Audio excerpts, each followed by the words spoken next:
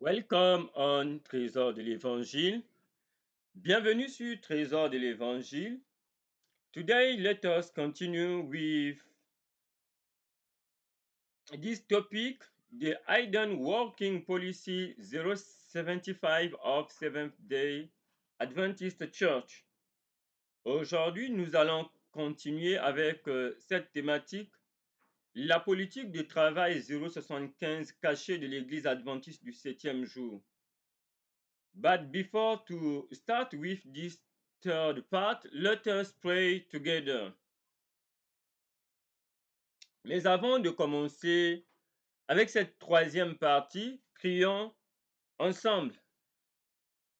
Heavenly Father, we give you honor and glory for this opportunity we have to study, to talk about the hidden policy 075 of Seventh-day Adventist Church.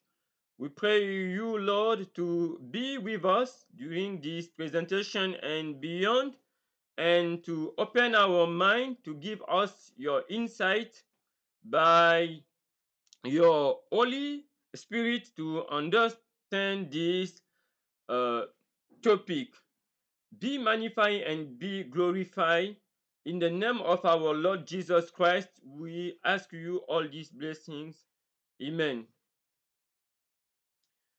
The hidden working policy 075 of Seventh-day Adventist Church, la politique de travail 075 cachée de l'Église adventiste du septième jour. We are at the third part. Nous sommes à la troisième partie.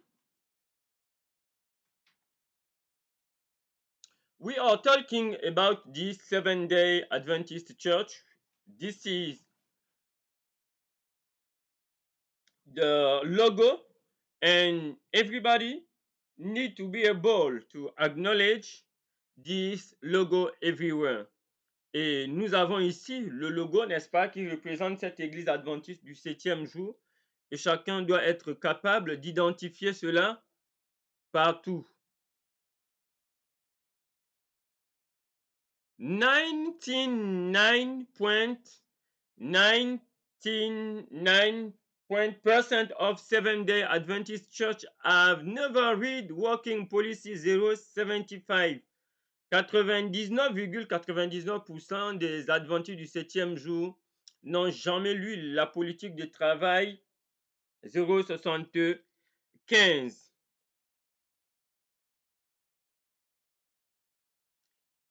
And let us continue with the God.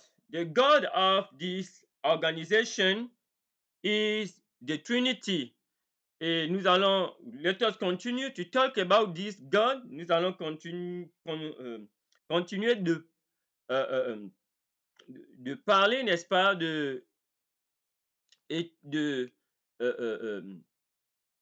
continuer toujours d'étudier la Bible à propos de leur Dieu qui est la Trinité. Let us continue to study our Bible today about the God of this organization, which is the Trinity, or the Triune God. Et nous allons continuer à parler en ayant la Bible ouverte, leur Dieu qui est la Trinité, ou le triune God, ou les trois dieux en un ou un Dieu en trois. But we say that this God, the Trinity or the triune God, is not the biblical, is not the God of the Bible. Is not the God of the Bible. Et ce Dieu, n'est-ce pas, les trois dieux en un ou un Dieu en trois, que l'on dit le triune God ou la Trinité, n'est pas le Dieu de la Bible. But they try to use some biblical passages to justify the Trinity. But we have begun to study some of these passages. Today we will continue and to show that clearly these biblical passages don't justify the Trinity. And one of the one of these passage we will continue, we will study today is Matthieu chapitre 28 verse 19. Et un de versets, un passage biblique qu'ils utilisent pour justifier la Trinité, n'est-ce pas? Un Matthieu chapitre 28 au verset 19, et nous allons lire. It is very important to understand the meaning of the Trinity. The Trinity is supposed to be a one God. But this one God is this association of these three gods: God Father, God Son, God Spirit, in the past eternity, present, and future eternity. There are three gods, they are co-equal, they are co-eternal, coexistent, but there are one God, one being. And we will study today, continue with Matthieu chapitre 28 verset 19. Et nous devons comprendre la définition de la Trinité. La Trinité dit qu'il y a un Dieu, Dieu le Père, Dieu le Fils et Dieu le Saint-Esprit. Les trois sont des dieux coégaux, coexistants, coéternels dans l'éternité passée, présente et future. Mais ils sont un seul et un même être. Et nous savons, n'est-ce pas, que ce Dieu, n'est-ce pas, il n'est pas dans la Bible, on ne le trouve pas. Mais malgré cela, ils utilisent des passages bibliques pour justifier la Trinité. Et nous allons aujourd'hui continuer avec Matthieu chapitre 28 au verset 19, de voir, n'est-ce pas, si ce passage justifie la Trinité. And I invite everyone to take his Bible. Let us begin with, in English, Matthew chapter 28, verse 19. We have studied these others passages just before Matthew chapter 28 verse 19 in the two first part of this topic, and I invite you to watch these first two part of this topic, the Hayden 7-day working policy 075. Nous avons déjà étudié les passages juste avant Matthieu chapitre 28 au verset 19 dans les premières parties de cette présentation, la politique de travail cachée 075 de l'Église adventiste du 7e jour. Et nous vous invitons, n'est-ce pas, à regarder ces deux premières parties pour mieux asseoir, n'est-ce pas, cette troisième.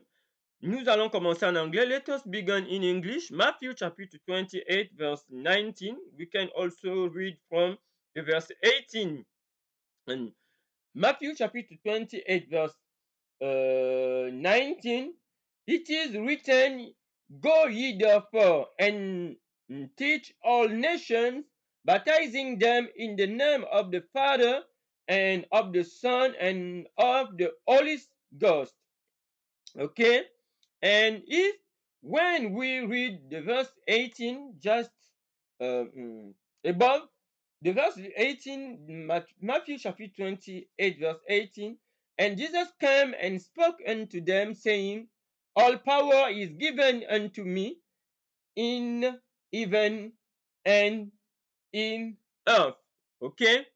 The verse 18 here, we cannot justify the Trinity, because in the verse 18 it is said that "Go ye therefore and teach all nations, baptizing them in the name of the Father and of the Son and of the Holy Ghost." But we know that in the Trinity, we have God Father, God Son, as in the fundamental beliefs of the Seventh-day Adventist Church. There are 28 beliefs. This is the second. And in this second, we have this, the God, the Trinity, the God they worship.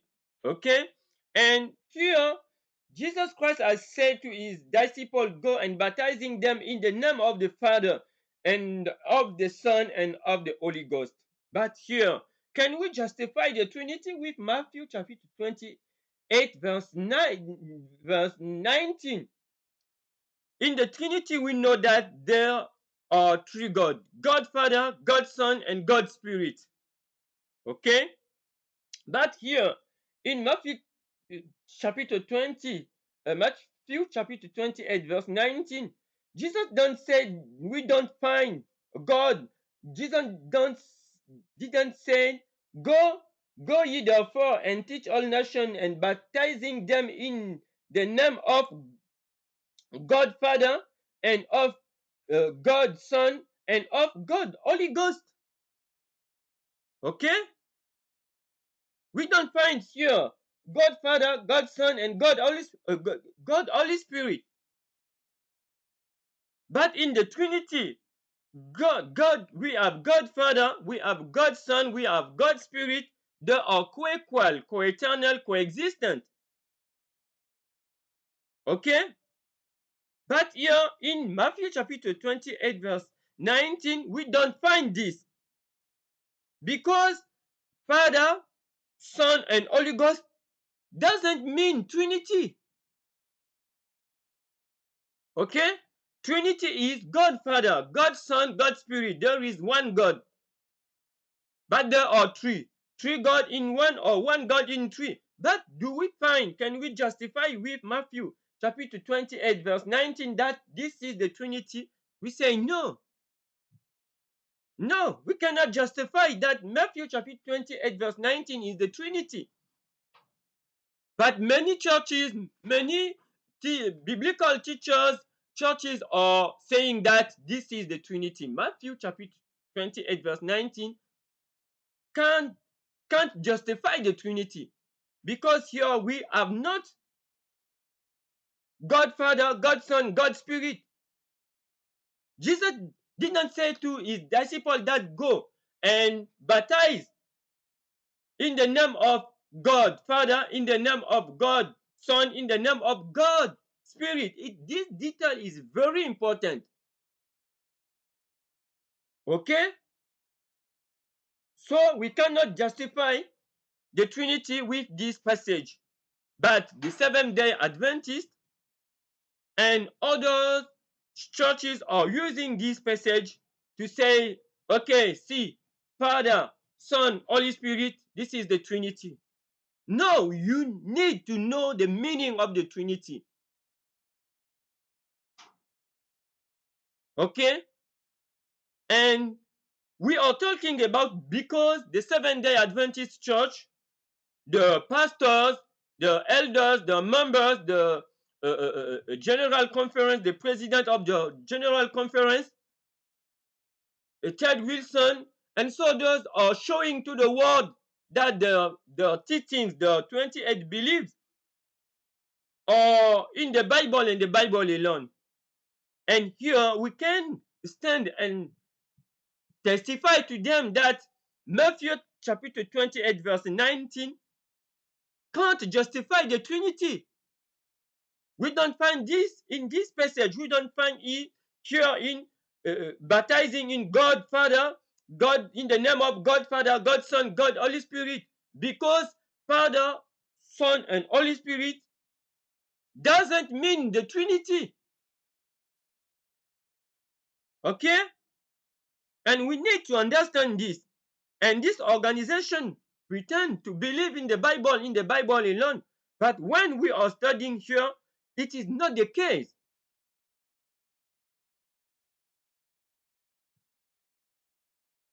And let us consider the verse 18 just above. Matthew chapter 28, the verse 18. And Jesus came and spoke unto them, saying, all power is given unto me in heaven and in earth. Okay. You know that in the Trinity,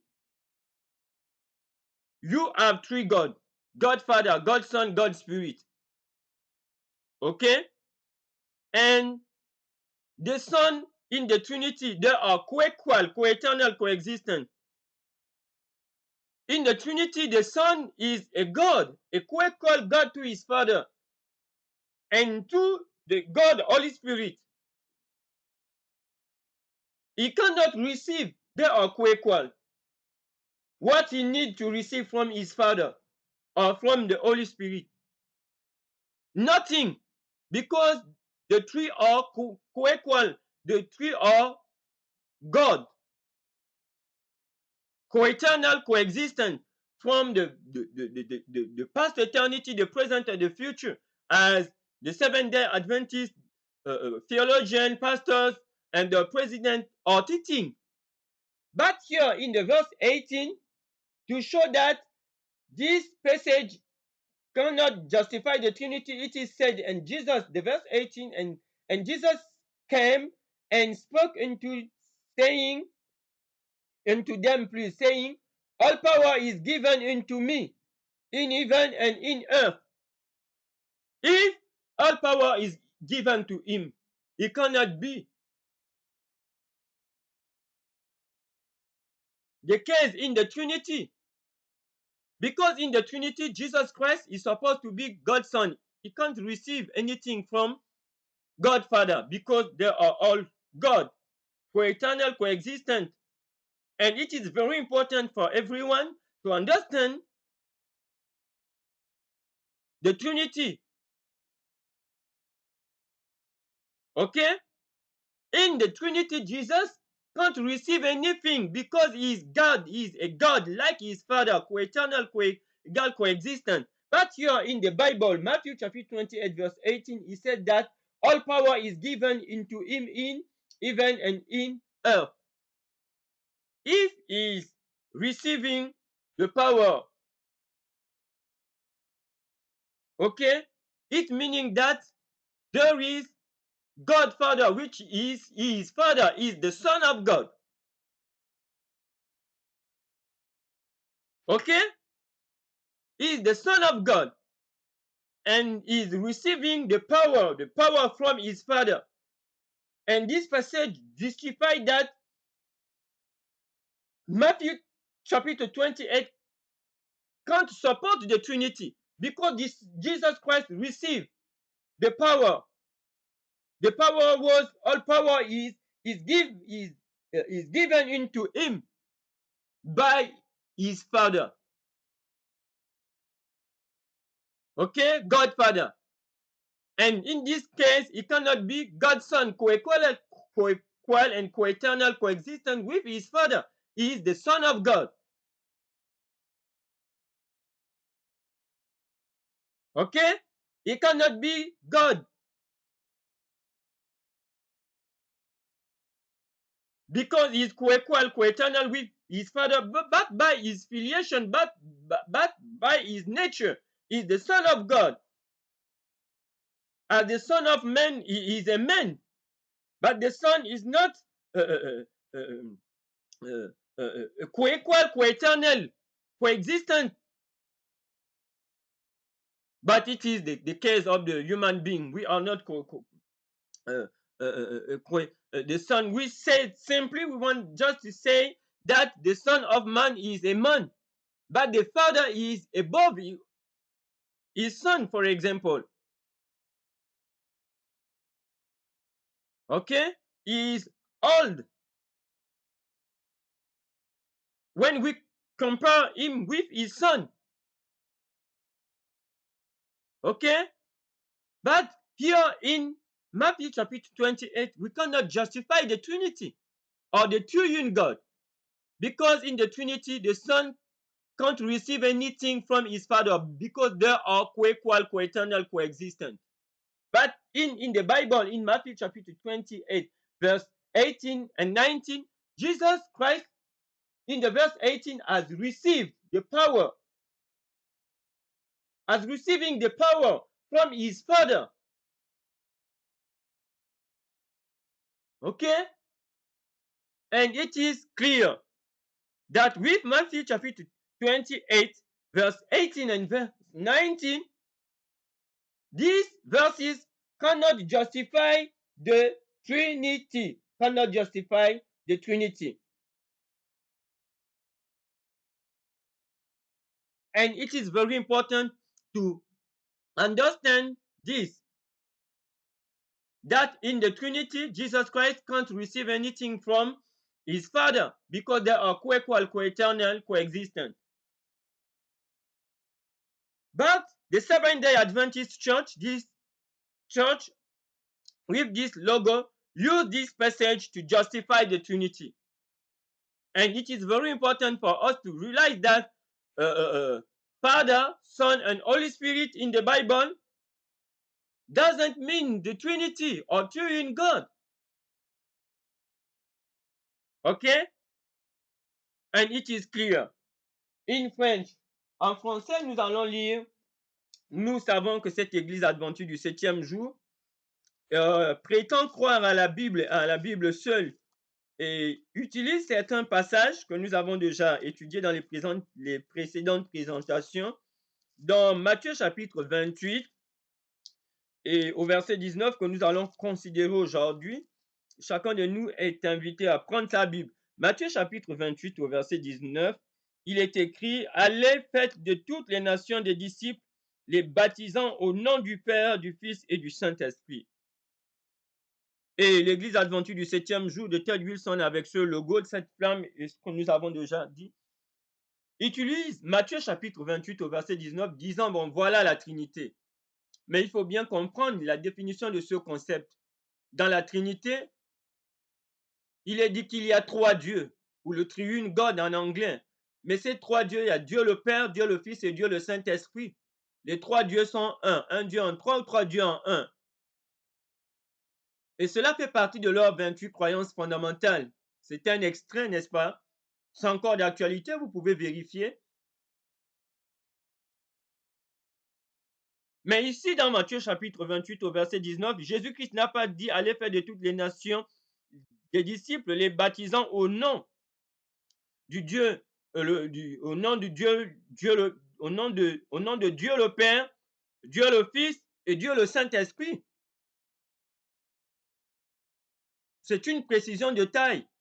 Père, Fils, Saint-Esprit ne veut pas dire, n'est-ce pas, Dieu le Père, Dieu le Fils, Dieu le Saint-Esprit. Père, Fils, Saint-Esprit dans la Bible ne veut pas dire Trinité ou triune God. Ou bien ils vont vous dire que non, ils ont une autre Trinité. 3 êtres, 3 dieux, coéternels, coexistants. Mais ils sont un. Ou un Dieu en 3. Il n'y a pas ça dans la Bible ici. Jésus n'a pas dit de baptiser au nom de Dieu le Père, Dieu le Fils, Dieu le Saint-Esprit. Donc on ne peut pas justifier la Trinité ici. Mais pourtant ils utilisent la Bible pour montrer aux gens qu'ils croient à la Bible seule. Ok? Et nous pouvons aussi relire le verset 18, juste au-dessus. Jésus dit, le verset, Matthieu 28 au verset 18, Jésus s'étant approché leur parlant ainsi, tout pouvoir m'a été donné dans le ciel et sur la terre. Voilà le verset 18 qui montre très bien que Matthieu 28 au verset 18 à 19, même jusqu'à 20, ne justifie pas la Trinité. Parce que dans la Trinité, Jésus-Christ est Dieu le Fils. Il est coégal, coéternel, coexistant en son Père. Il ne reçoit rien du tout.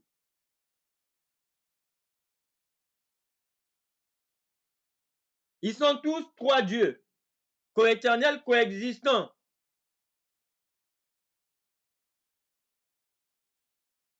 Coégaux. Donc, il ne peut rien recevoir.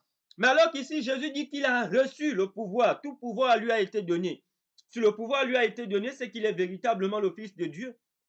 Bien qu'il soit, s'il est Dieu, c'est par sa nature, par sa filiation, pas par coégalité, coéternité, comme le Fils d'un homme est un homme. Mais pas parce que, comment dire ça, on ne peut pas parler de coéternité avec les humains que nous sommes. Mais parce qu'on va dire il est Fils par filiation, par la nature humaine, mais le Père reste le Père. Le Père est par exemple plus âgé que lui, même si les deux sont des humains. Jésus est de la nature de Dieu. Il est Dieu par filiation et non par coégalité, coéternité, coexistence. Et il est très important, n'est-ce pas, de pouvoir souligner cela. Donc Jésus dit ici dans Matthieu 28, au verset 18 à 18, il dit tout pouvoir lui a été donné. Ça veut dire qu'il y a un Dieu, Dieu le Père, dont il est le Fils, dont il a reçu tout pouvoir. Et s'ils étaient coégaux, coéternels, coexistants, comme dans le triune God, 3 dieux en 1, un Dieu en 3, ou dans la Trinité, n'est-ce pas, il ne recevrait rien du tout de son Père. Et il est très important de souligner ce détail-là, parce que nous sommes en train de parler de la politique 0,75 cachée de l'Église adventiste du 7e jour. Et ça, c'est le Dieu qu'ils adorent. En ayant la Bible ouverte, mais ce n'est pas, c'est pas dans la Bible. Ok? Et il est très important de souligner cela.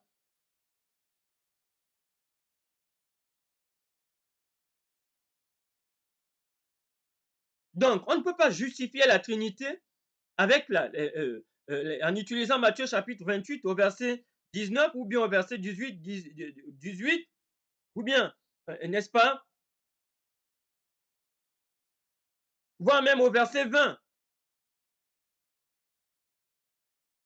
Et Dieu appelle ses enfants qui sont dans cette organisation de sortir. Parce que ça, c'est le Dieu de Babylone. And the Lord is calling his people in this organization, in this 7-day Adventist, to get out, because this is the God of Babylon.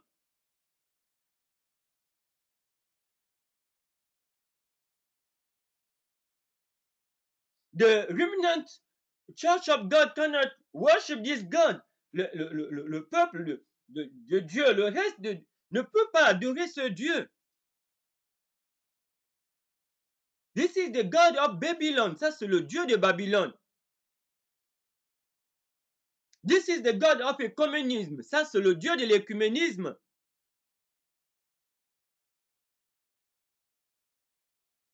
And it is very important to understand this. Il est très important pour nous de le comprendre, de lire la Bible de nous-mêmes. We need to take our Bible and to read by ourselves, by the grace of God, par la grâce de Dieu. When we consider, we are talking about Matthew chapter 28. Let us consider the verse 20. Nous allons considérer aussi le verset 20. Let us read the verse 20 of Matthew chapter 28 about this question of the Trinity. Teaching them to observe all things whatsoever I have commanded you, and lo, I'm with you always, even into the end of the world. Amen. And here we see clearly that Jesus Christ said that I will be with you until the end of the world. And the disciples in the book of Acts have watched how Jesus Christ has gone to the heaven with his body as a personal being. How he is in heaven and he is also with us as Christians everywhere. That is, this is the matter of the Comforter, the Holy Ghost. Who is the Holy Ghost? The Holy Ghost is not another God. It is the omnipresence of the Spirit of the Father, the Son. It is the Spirit, as Paul is talking, Apostle Paul is talking in Romans chapter 8, and we can also find in the Gospel of John chapter 14 verse 23, when Jesus said, the Father and me, we will come and dwell in the life of the Christian. Okay?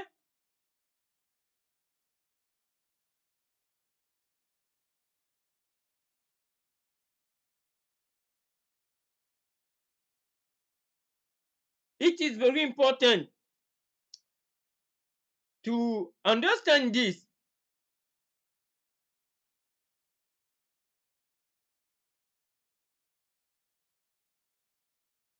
And the Holy Ghost, the Holy Spirit, is not another God.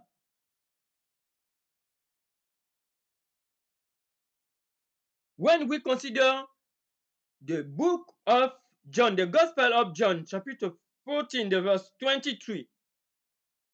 The verse 23, John, the Gospel of John, chapter 14, verse 23. Jesus said that the Father and me, if somebody love me and keep my word, we will come and we will dwell in him. This is the meaning of the Holy Spirit, which is the omnipresence of the Spirit of the Father and the Son. And they have this is the Spirit that they have the same Spirit. It is the Spirit that Jesus Christ has received from his Father, and we find in Romans chapter 8. I invite you to consider this this matter. The Holy Ghost is not another God, co-equal, co-eternal to the Father and the Son. It is the Spirit of Jesus Christ. He said, I will be with you. Matthew chapter 28, the verse 20. Until the end of the world, Jesus is with us through his Holy Spirit, the Holy Ghost. How the Holy Ghost can be a third God, co-equal, co-eternal. But this Seventh-day Adventist Church talk about this. When you consider here, they have God, Father, God, Son, and God, Spirit. But it is not biblical. And in other churches, in a communism,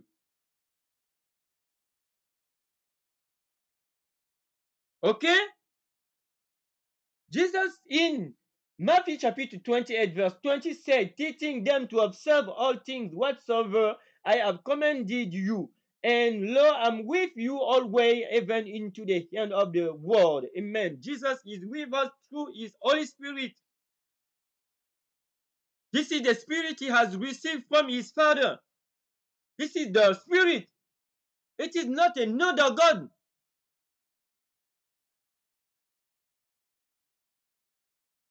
We need to worship, to praise, and so on.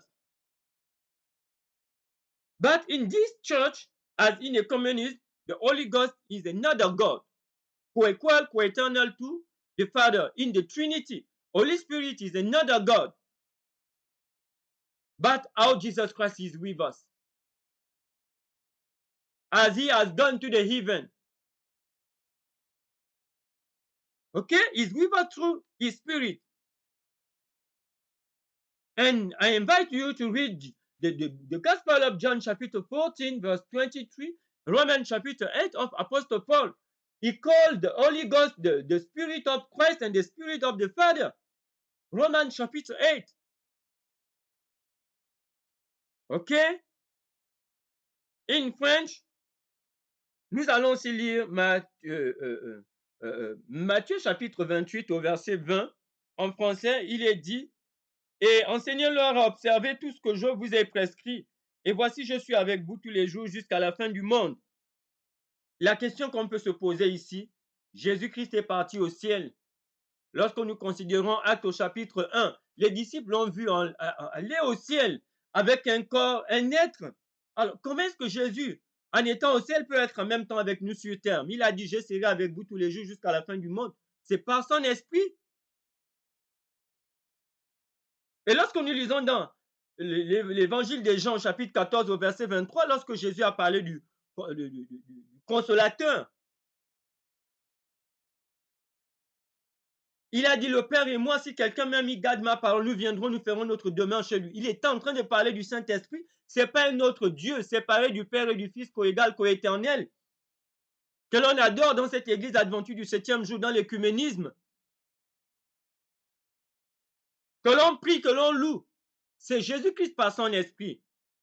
Et Paul, dans Romains au chapitre 8, chacun t'invitant à lire, dit que c'est l'esprit de Christ et c'est l'esprit de Dieu, c'est le même esprit, c'est l'esprit que Christ a reçu de son Père. Ce n'est pas un Dieu co-égal, co-éternel. Le Saint-Esprit n'est pas un autre Dieu. Co-égal, co-éternel, séparé du Père et du Fils, un autre Dieu. Mais cette église adventiste du 7e jour l'enseigne, l'écuménisme l'enseigne. Mais on ne trouve pas ça dans la Bible. Donc ça, c'est le Saint-Esprit. Quand Jésus dit « je serai avec vous », ça veut dire que le Saint-Esprit, c'est Jésus qui est avec nous. Mais comment? Ça veut dire que c'est l'Esprit de Christ. Mais quand on dit que c'est un autre Dieu, co-égal, co-éternel, et dans les épîtres de 1 Jean, Jean pouvait dire que leur communion, les chrétiens de l'époque de Jean étaient avec le Père et étaient avec le Fils. OK? Dans les épîtres de Jean, n'est-ce pas? Il répète.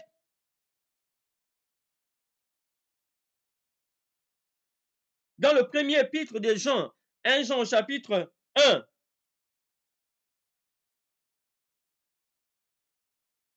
au verset 3, Jean dit que leur communion de l'église primitive, les premiers chrétiens communion avec le Père et le Fils, il n'y avait pas un troisième Dieu, le Dieu Saint-Esprit, comme on le voit aujourd'hui.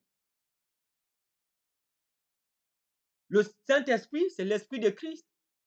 Notre esprit n'est pas un autre être différent de nous. OK?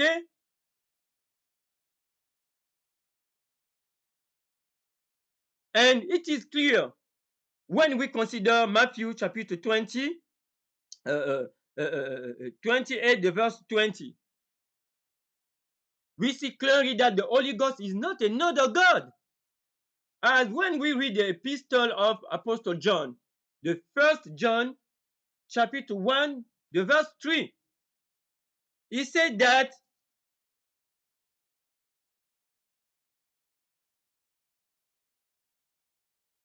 at their time,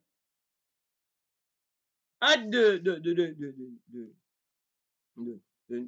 their time, the first Christian church, the worship, the communion was with the Father and with the Son, not with another being.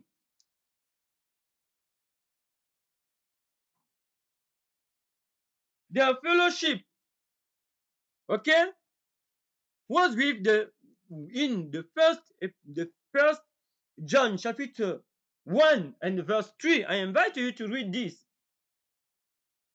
Was with the Father and with the Son, not with another God.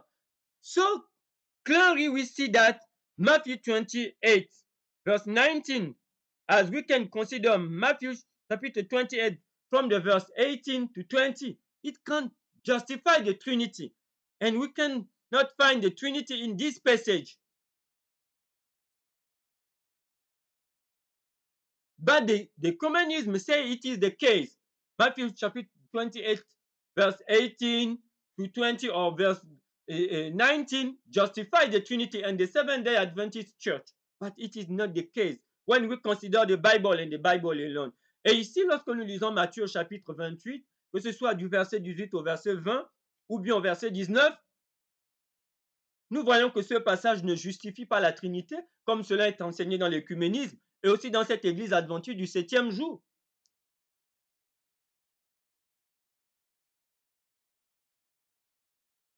Okay, let us continue the second passage, John chapter 3 and the verse 16.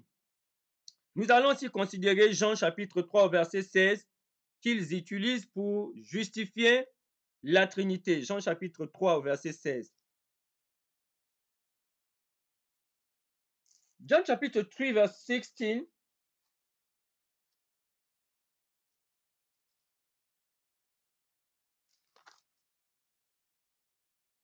John chapter 3 verse 16. I will read in the King James Version. Je vais lire dans la version de King James en anglais. 16, it is written, for God so loved the world that he gave his only begotten Son, that whosoever believeth in him should not perish, but have everlasting life. Okay? God here, John is revealing to us that God has given his only begotten Son. Okay? As we can say, find this word with Isaac as begotten, Abraham has begotten Isaac.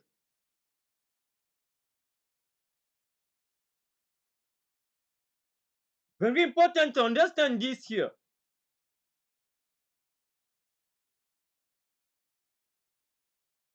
Jesus is the begotten Son of God. He is the literal Son of God, as Isaac is, Abraham has begotten Isaac, and everyone which is the father. We have the begotten sons or in our families. OK? Et ici, dans Jean chapitre 3, verset 16, la Bible dit, dans la version de King James, que Dieu a tant aimé le monde qu'il a donné son unique fils engendré. Comme on dit, Isaac a engendré, Abraham a engendré Isaac. Comme nous tous, nous sommes des parents, nous avons des garçons, n'est-ce pas, que nous avons engendrés. Jésus-Christ est le fils engendré de son père.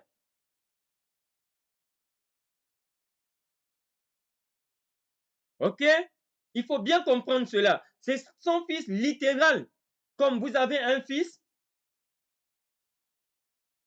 que vous avez engendré. Jésus-Christ a été engendré par son père. Jésus-Christ, n'est-ce pas, n'est pas créé.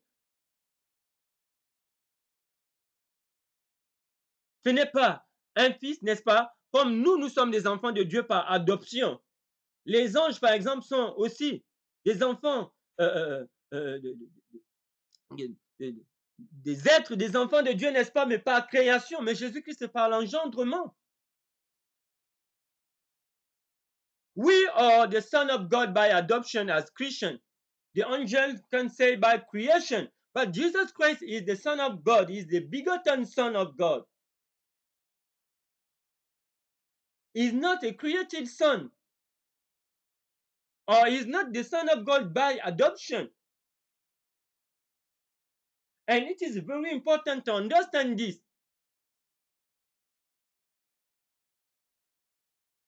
Okay? Jean chapitre 3 au verset 16, nous allons lire en français.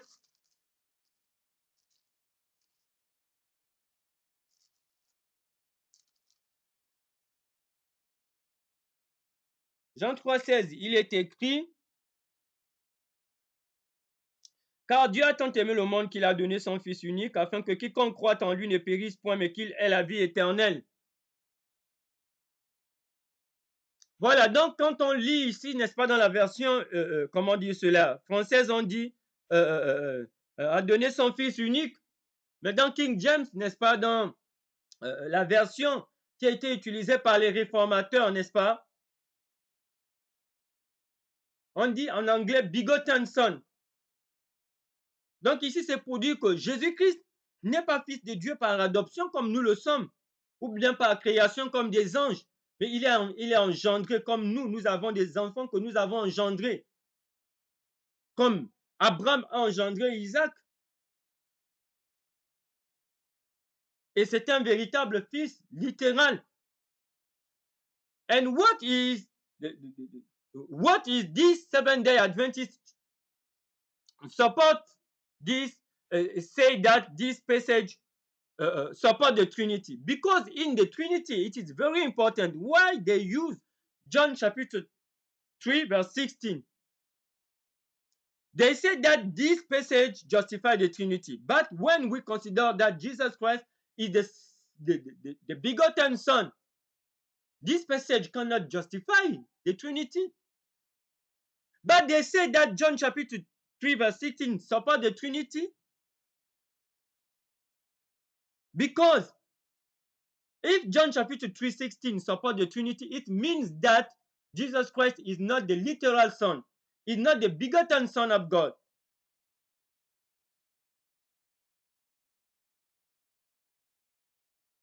Because he is co-equal, co-eternal to his Father.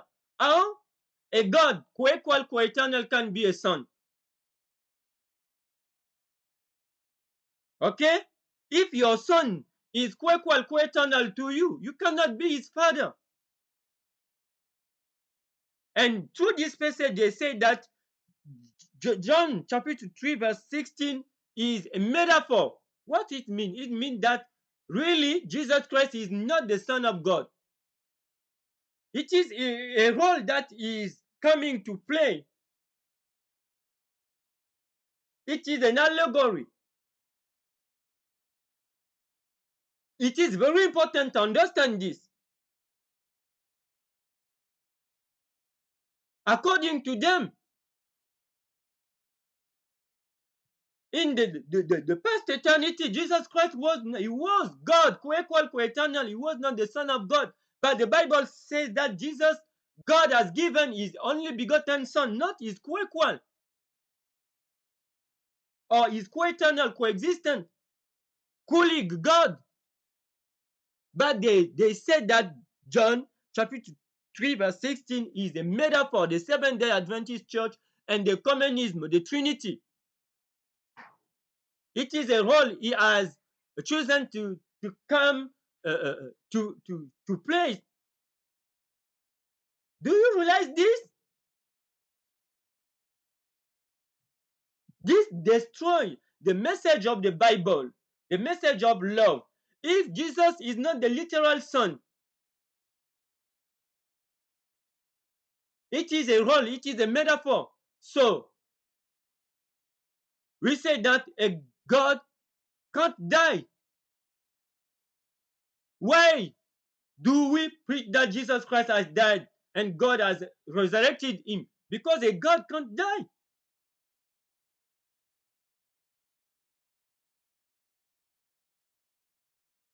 Okay? And it is very dangerous. They deny the death of Jesus Christ. But in Revelation, Jesus Christ said that he was dying and the Father has resurrected him. But the Trinity, according to the Trinity, Jesus is not Jesus hasn't really died because a God can't die. If Jesus is co-equal, co-eternal to his Father, how he can die? A God can't die.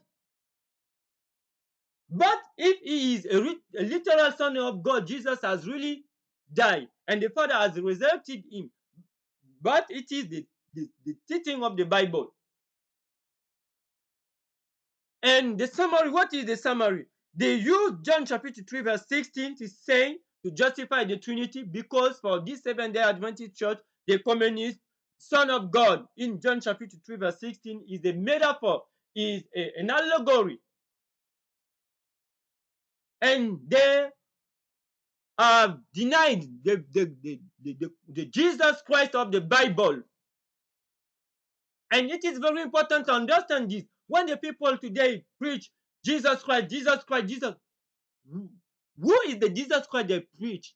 The Jesus Christ of the Trinity is co-equal, co-eternal, is a metaphor, is not really the Son of God. So, in conclusion, he didn't die. And the cross, what is the cross according to them? It is nothing. And it is very important to understand this. OK? Et ici, lorsque nous lisons dans Jean chapitre 3, verset 16, on dit Dieu a donné son Fils unique.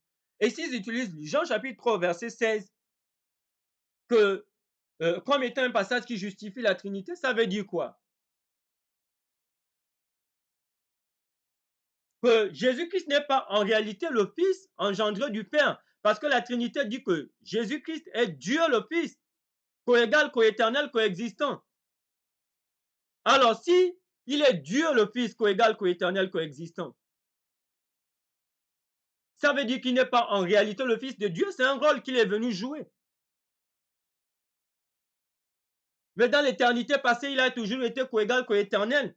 Et l'implication avec la croix, c'est quoi? On sait qu'un Dieu ne peut pas mourir. Si elle est co-égal, co-éternel, ils sont un. Dieu le Père, Dieu le Fils et Dieu le Saint-Esprit. Il n'est pas mort. Et si Jésus n'est pas mort, n'est-ce pas? Comment est-ce que nos péchés sont lavés? Comment est-ce que nous sommes sauvés? La croix donc devient un non-sens.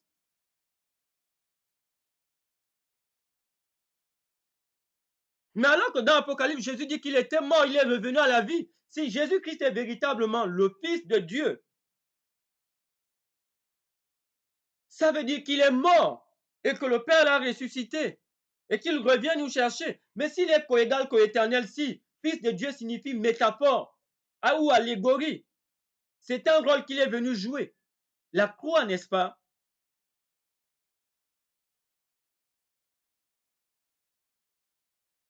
ne signifie rien du tout. On va dire quoi? Que c'est du cinéma. What we when say if Jesus Christ is not the real, the literal Son of God, the cross is what? A show? But according to the Bible, the cross is real. Jesus Christ has died.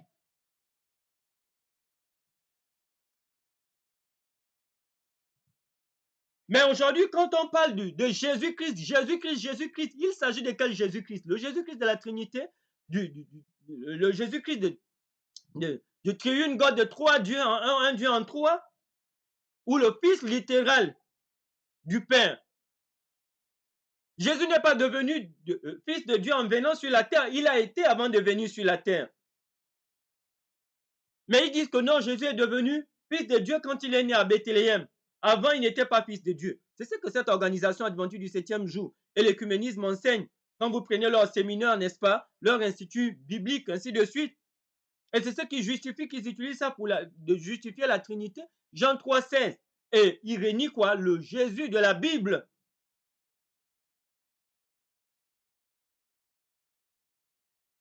Il s'agit de quel Jésus-Christ que nous prêchons? Le Fils de Dieu, que le Père a donné, qui a toujours existé comme étant le Fils, ou bien le collégal, le coéternel qui est devenu Fils. Comment dire cela? Il est venu jouer le rôle de Fils lorsqu'il est né à Bethléem. Ce n'est pas ce que la Bible nous dit. Mais cette organisation adventiste du 7e jour croit en cela. Et il réunit le Jésus de la Bible. Malgré le fait qu'ils se réunissent le véritable jour, le samedi, qui est le véritable jour d'adoration, le 7e. Mais quel est le Dieu qui a adoré la Trinité? C'est le Dieu de l'écuménisme. Et nous sommes en train de parler de la politique 075. Et cette organisation adore ce Dieu. Et Dieu appelle son peuple à sortir de cette organisation, de cette adoration. And we see clearly that this organization has denied the Jesus Christ of the Bible, the begotten Son. They preach the Jesus Christ of the Trinity, which is a metaphor. The Son of God is a metaphor.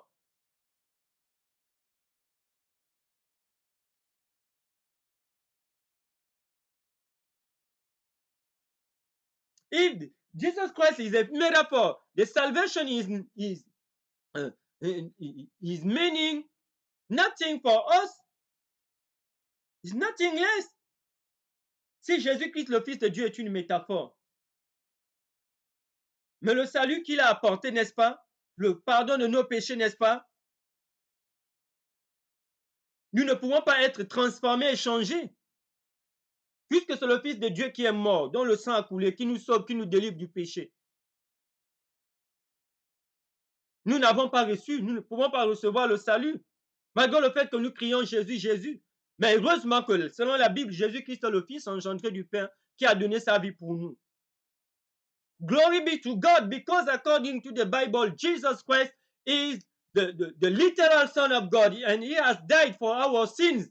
And Jesus Christ is calling his people to get out from a communism, from this Seventh-day Adventist church, because they have denied the Jesus Christ of the Bible.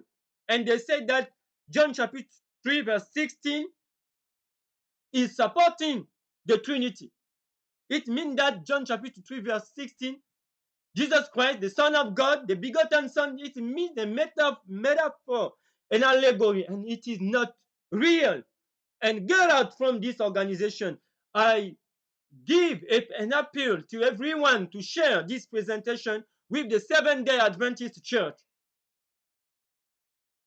Ted Wilson, everywhere you can be, invite them and give them this presentation.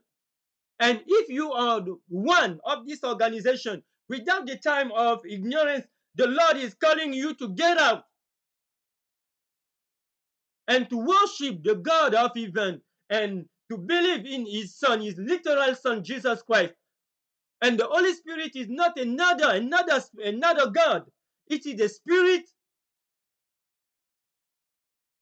of the Son and the Father, as in John chapter the Gospel of John, chapter 14, verse 23. And in the first epistle of John, First John chapter 1, First John chapter 1, verse 3, John has said that the fellowship was with the Father and with the Son, not with another third God.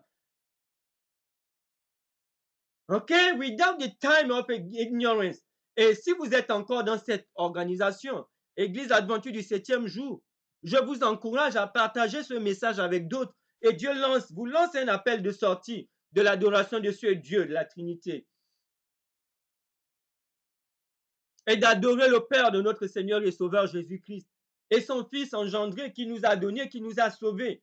Et le Saint-Esprit n'est pas un troisième Dieu. C'est l'omniprésence de leur esprit, comme Jean dit dans Jean chapitre 14, au verset 23, le Père et le Fils viennent. Romains chapitre 8, Paul dit que c'est l'Esprit de Christ, c'est l'Esprit de Dieu. Et le premier épître de Jean chapitre 1, verset 3, Jean dit que leur communion était avec le Père et avec le Fils, pas avec un autre Dieu. Le Saint-Esprit, n'est-ce pas, c'est l'Esprit de Christ.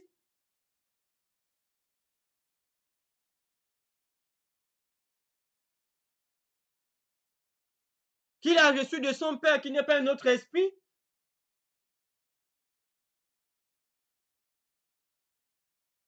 Et notre esprit aussi en nous n'est pas un autre être que nous. Notre esprit fait partie de nous, partie prenante de nous. Our spirit is a part of us. Our spirit is another being as us. And the spirit of Christ can be another God. Co-equal, co-eternal. But this is the spirit of Christ.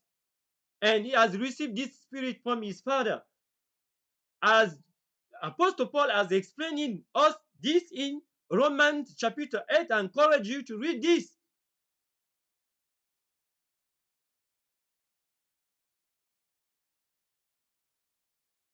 Okay, here we have the handbook or the manual of church.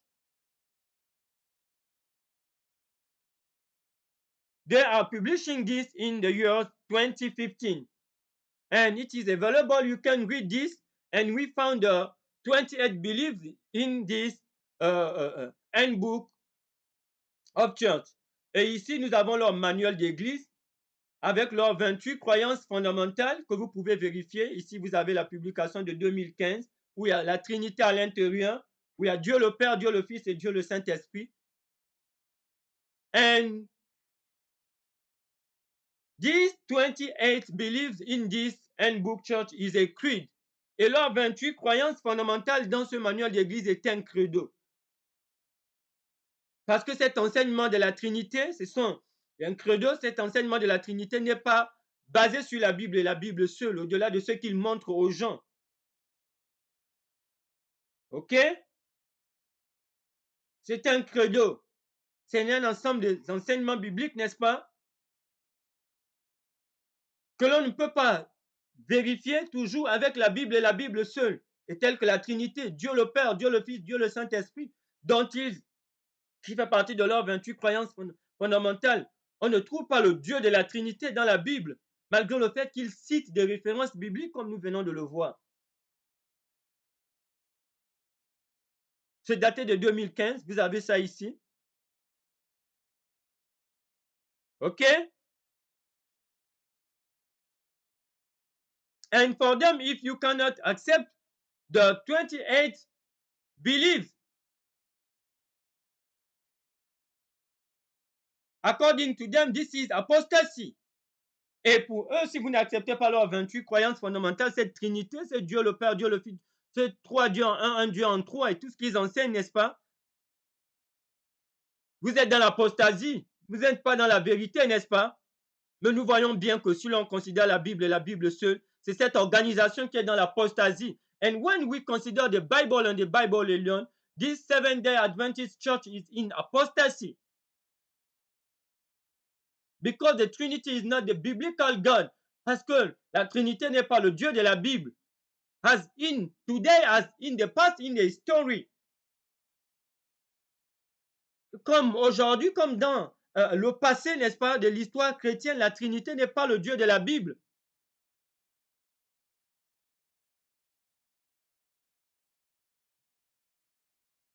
And don't forget, our topic is the hidden policy 075 of the hidden working policy 075 of Seventh-day Adventist Church.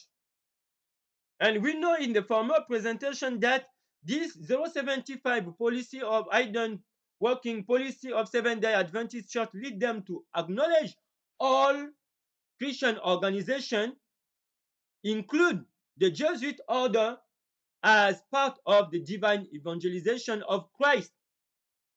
Don't forget this. I encourage you to go and to watch the former presentation before this third. OK? Et nous devons comprendre, n'est-ce pas, que le titre de notre présentation est la politique 075 de l'Église adventiste du 7e jour, la politique cachée 075. Et cette politique 075 de l'Église adventiste du 7e jour les a conduits à reconnaître toutes les organisations chrétiennes, y compris l'ordre des Jésuites, comme faisant partie de l'évangélisation, n'est-ce pas, divine, du plan de salut de Jésus-Christ. Et il est très important de comprendre cela. Et je vous invite, n'est-ce pas, à aller regarder les présentations, n'est-ce pas, précédentes. OK? Et nous sommes ici. Nous allons continuer. Nous avons devant nous ici ce tableau, ce slide avec tous ces dessins, ces signes que nous sommes en train de voir ici. Okay? And we have this slide before us with all these signs and symbols. It is very important for us to consider them. Okay? And sometimes that we have this symbol, this sign, everywhere we can see them. They are the link with the Jesuit order. Et ces signes, n'est-ce pas, que nous avons ici devant nous, sont en lien avec l'ordre des Jésuites. OK? And I invite you to consider them. And here we have this sign and consider this symbol are linking to the Jesuit order.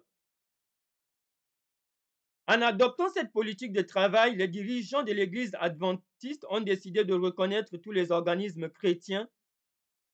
When they have adopted this working policy, the leaders of the Seventh-day Adventist Church have decided to acknowledge all Christian organizations, même l'ordre des Jésuites, include the Jesuit order, comme faisant partie du plan divin d'évangélisation du Christ, as a part of the plan of evangelization, divine evangelization of Christ. And we have here all these signs. Okay?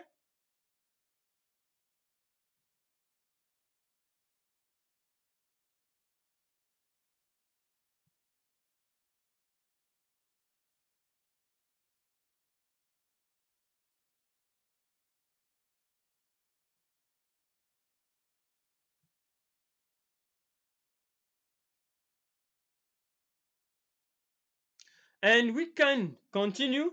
Here we have this sign. And let us consider them. And you need to be able to acknowledge this sign or linking with the Jesuit order. And one of these signs we have here is the cross.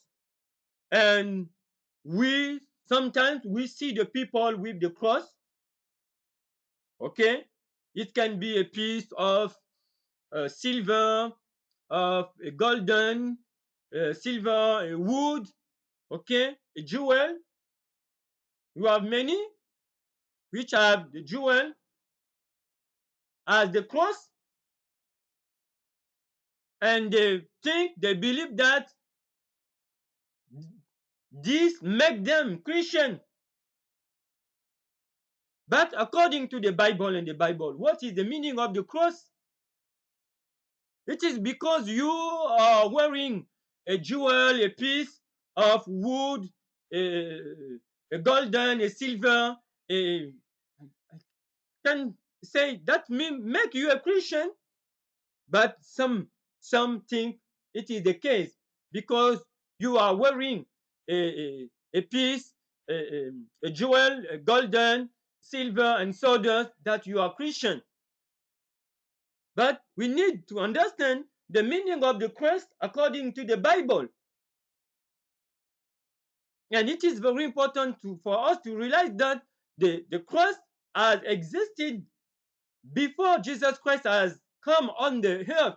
And it's not mean a sign which was which was a distinction for the people of God. It is very important to realize this, despite the fact that Jesus Christ was crucified on the cross. There are the old people as Phoenician which has used this in Babylon, this sign of the cross. And the cross is not specifically a Christian sign. It is very important to understand this. OK? Et aujourd'hui, parmi tous ces signes-là que vous voyez, vous avez la croix. Et beaucoup pensent que parce qu'ils portent un bijou, je ne sais pas, en or, en signe de croix, un bijou en argent et tout ce qu'il y a en bois, ainsi de suite, on pense qu'on devient chrétien. Est-ce qu'on est chrétien en portant, n'est-ce pas, cette croix? Mais nous disons non. Qu'est-ce que la croix selon la Bible? La croix, il faut comprendre cela. Ce n'est pas la thématique de la présentation, mais la croix existe bien avant l'arrivée de Jésus-Christ sur terre. Ce n'est pas parce que Christ a été crucifié sur la croix que la croix est devenue un signe chrétien. Mais on sait que c'est Constantin qui l'a introduit même dans le christianisme. It was Constantine, the Roman Empire, which has introduced set the cross into the Western Christian, dans le christianisme occidental. Mais la croix est un signe qui appartient à des peuples, n'est-ce pas, tels que les Phéniciens, Babylone, et ainsi de suite. Mais aujourd'hui, beaucoup, n'est-ce pas, pensent qu'en portant la croix, c'est un signe chrétien. Non, parce que Jésus-Christ est mort. Et sur la croix, non. Ce n'est pas un signe distinctif du christianisme. Et nous allons essayer de lire un passage, n'est-ce pas, dans la Bible, pour comprendre la signification de la croix, de Jésus-Christ lorsqu'il parlait de la croix. Luc au chapitre 14, au verset 26 et 27. Let us read in the book, the Gospel of Luke, chapter 14, verse 26 and 27. Luc chapitre 14, du verset 26 au verset 27, il est écrit, si quelqu'un vient à moi, et s'il ne hait pas son père, sa mère, sa femme, ses enfants, ses frères et ses sœurs, et même sa propre vie, il ne peut être mon disciple. Et quiconque ne porte pas sa croix et ne me suit pas, ne peut être mon disciple. And we can continue until the verse 28. Car lequel de vous, s'il veut bâtir une tour, ne s'assied pas d'abord pour calculer la dépense et voir s'il doit la terminer. OK? And here, when we read this, ici, lorsque nous lisons, dans Luc au chapitre 14, du verset 26, le verset 27 et 28, nous comprenons la véritable signification de la croix de Jésus-Christ. Nous pourrions lire toute cette histoire de Luc chapitre 14, mais dans le cadre de la présentation, nous allons un peu circonscrire ça à partir du verset 26, 27 et 28. Vous pouvez même lire, n'est-ce pas, au-delà. Mais ici, Jésus-Christ va dire que si quelqu'un veut venir après lui, qu'il s'il ne hait pas son père, sa mère, ses enfants, ainsi de suite, et sa propre vie, il ne peut être son disciple. Et on peut bien se poser la question, est-ce que Jésus-Christ est venu faire la promotion de la haine?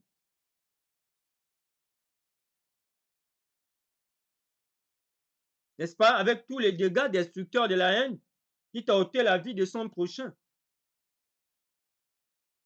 Est-ce que c'est ce que Jésus-Christ est venu enseigner? Non. Mais quand on repart ici, ce que Jésus-Christ est en train de parler de la vérité, d'être son disciple, si vous décidez de suivre Jésus-Christ et que votre père ou votre mère n'est pas d'accord entre Christ et votre père, votre mère, vos frères, vous choisissez qui votre famille. Évidemment, Christ nous encourage ici à pouvoir le choisir. Lorsqu'il parle de la haine ici, c'est ça. Est-ce que nous allons aimer les membres de nos familles plus que Jésus-Christ si nous arrivons à cette croisée des chemins?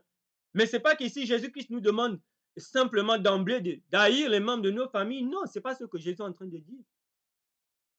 Ok, c'est difficile de se séparer des membres de sa famille. Mais Jésus-Christ est en train de dire que ça peut être une éventualité quand on décide de devenir disciple de Jésus-Christ. Ça peut arriver. Mais ce n'est pas ce que Jésus-Christ est venu dire, que tous ses disciples, n'est-ce pas, sont appelés, n'est-ce pas, à quitter, n'est-ce pas, et arrive forcément, mais ça peut arriver. Si vous avez découvert la vérité et que votre père, votre mère, vos frères, ainsi de suite, ne sont pas d'accord, vous faites comment? Jésus vous demande de choisir la vérité, d'obéir, parce qu'il est le chemin, la vérité et la vie. Et c'est là où Jésus a dit, si quelqu'un veut venir, c'est là où Jésus-Christ a dit, là où nous sommes en train de lire au verset 26, si quelqu'un vient à moi et s'il ne hait pas son père, sa mère, sa femme, ses enfants, ses frères et ses sœurs et même sa propre vie, il ne peut pas être mon disciple. Donc, être disciple de Jésus-Christ, il y a certaines choses où à cause de la vérité, où certaines personnes, où il arrive qu'on puisse se séparer, n'est-ce pas? Mais on doit bien se rassurer que ce soit à cause de la vérité de Jésus-Christ. Et il parle même de sa propre vie. Ça veut dire qu'il y a certains avantages, il y a certaines choses qu'on va perdre dans la vie. Certaines choses, certains avantages, certaines positions, certains amis de parents, si on veut être disciple de Jésus-Christ, on les perd. OK? Et nous devons bien comprendre. Nous sommes en train de parler de la croix de Christ parce que dans ces signes qui sont en lien avec l'ordre des jésuites, nous avons la croix. Et nous voyons des gens qui portent des croix partout. Est-ce que ça fait de ces personnes des chrétiens? Certains pensent que c'est ainsi. Parce que Jésus a dit de porter la croix. Mais quelle est la croix? La croix de Jésus, c'est quoi? Il est en train de nous expliquer. Donc nous, en tant que votre vie, on peut arriver que nous puissions perdre des avantages, des positions, des amitiés, parce qu'on a décidé de devenir disciples de Jésus-Christ. Il y a des choses qu'on ne peut plus faire qu'on faisait avant.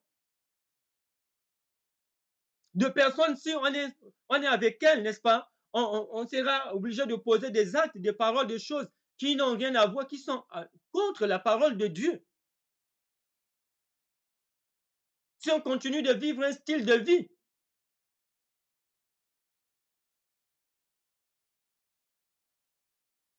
ok?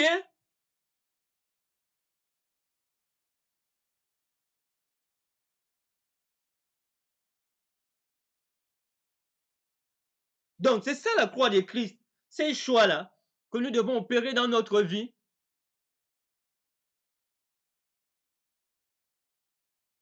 en décidant d'obéir à Jésus-Christ.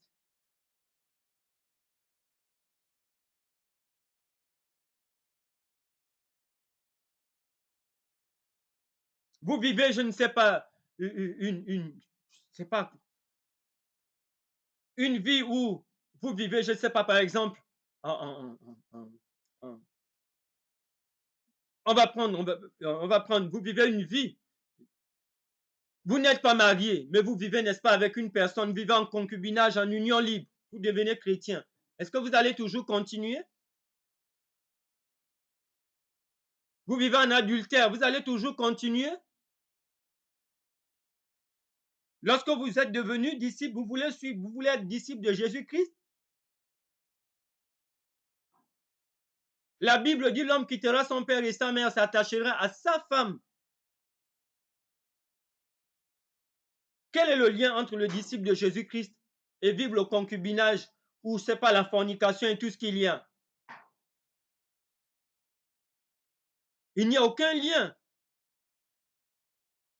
On ne peut pas suivre Jésus-Christ et continuer à mener ce style de vie. C'est un exemple parmi tant d'autres. On est en train de parler de la croix. Donc, les profits que tu avais dans cette relation illicite, tu vas les perdre. Donc, Jésus-Christ est en train de dire que si on devient son disciple au verset 26, il dit, et même haïr sa propre vie, on ne peut pas être son disciple. Et il faut bien comprendre. Au verset 27, car lequel de vous, 27, et quiconque ne porte pas sa croix et ne me suit pas ne peut être mon disciple. Voilà la croix. C'est toutes ces difficultés, c'est tous ces dilemmes auxquels nous pouvons être confrontés lorsque nous avons décidé d'obéir à la parole de Dieu.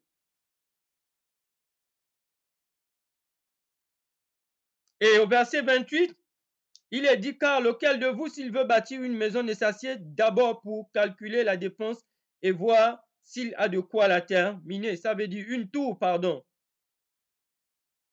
Ça veut dire que nous devons peser le pour et le contre. Lorsque nous devenons chrétiens, nous devons calculer la dépense, nous devons réfléchir à notre décision. C'est une décision qui va nous conduire à l'éternité ou bien nous voulons choisir la vanité de ce monde, cette vie qui est éphémère. Jésus est en train de le dire. Si on veut devenir son disciple,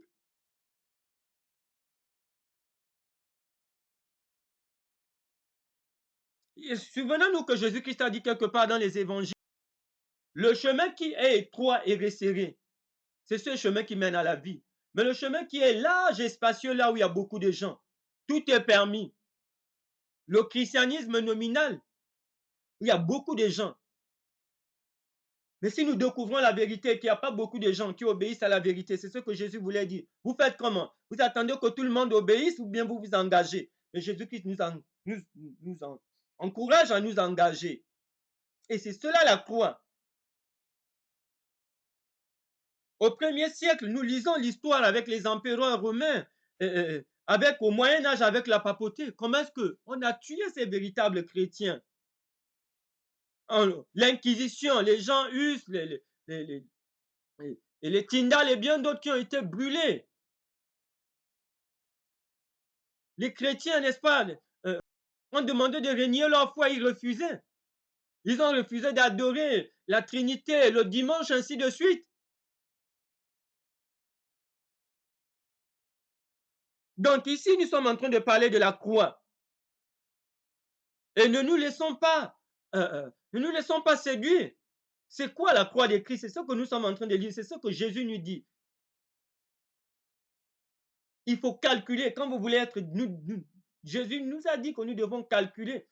Si nous choisissons d'être disciples de Jésus-Christ, malgré tout cela, n'est-ce pas, la vie éternelle est réservée. Mais ceux qui veulent aussi suivre la vie éphémère, n'est-ce pas, ils auront cette vie. Donc, porter la croix, être disciple de Jésus-Christ n'est pas simplement porter un bijou en or, en croix, qui est à la forme de qui est une croix en argent, de bois, ainsi de suite. Mais c'est pas ça. C'est obéir à Christ et tous les sacrifices, n'est-ce pas, que cela peut nous coûter. Il faut bien comprendre cela. Et n'oublions pas que nous sommes dans la politique 0,75 de travail caché de l'Église adventiste du 7e jour qui a reconnu cet ordre des jésuites. Ok. Here, let us. Donc, c'est cela la croix, je crois que c'est clair. C'est tous ces sacrifices, n'est-ce pas? Ces pertes, ces abandons, ainsi de suite, même notre propre vie.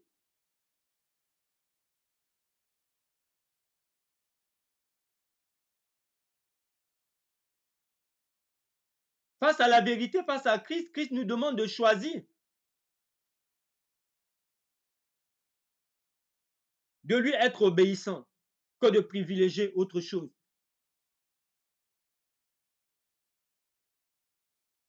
Donc, nous avons Luc chapitre 14, verset 26, 27 et 28, que nous pouvons lire pour comprendre ce que c'est la croix de Jésus-Christ, pour que personne ne puisse nous tromper.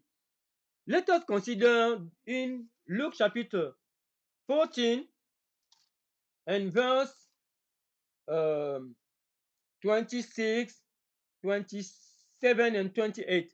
Here we have before us all these symbols, signs, which are linking to the Jesuit order. And we have studied in the former presentation that through this 077 working policy, hidden working policy of the Seventh-day Adventist Church, they have acknowledged the Jesuit order as the part of divine evangelization of Jesus Christ. And this sign are linking to this organization, and one of these signs is the cross. And we are trying to see what is the meaning of the cross of Christ. Is this sign or this symbol? It can be in gold, in silver, in wood, a jewel, or what is the cross of Jesus Christ?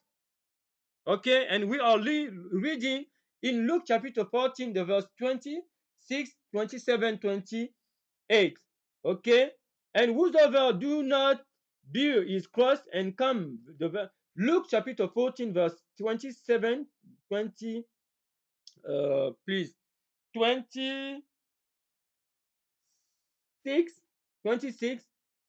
If any man come to me and hate not the father and mother and wife and children and brethren and sisters, ye and his own life also, he cannot be my disciple.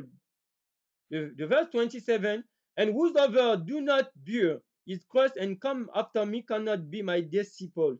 28, we are in Luke chapter 14, 20, verse 28. For which of you, intending to build a tower, sitteth not down first and counteth the cost, whether he have sufficient to finish it? And here it is clear. Okay?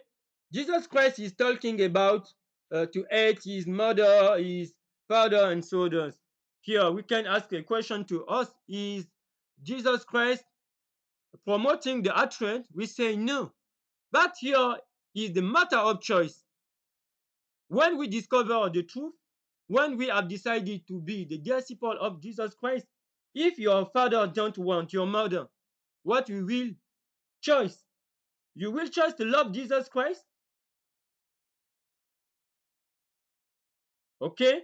If you choose to love Jesus Christ and your father don't want you to be the disciple, you will hate his position and you will choose Christ. Indeed, it is in this case not Jesus Christ, and you need to be sure that it is because of the truth or it is because of Christ. It does not mean that Jesus Christ is asking us simply necessarily to hate the members of our family, but if the choice you have made for Christ, your family is against, what you will do? Jesus Christ is asking you to choose him, to choose the truth. Okay?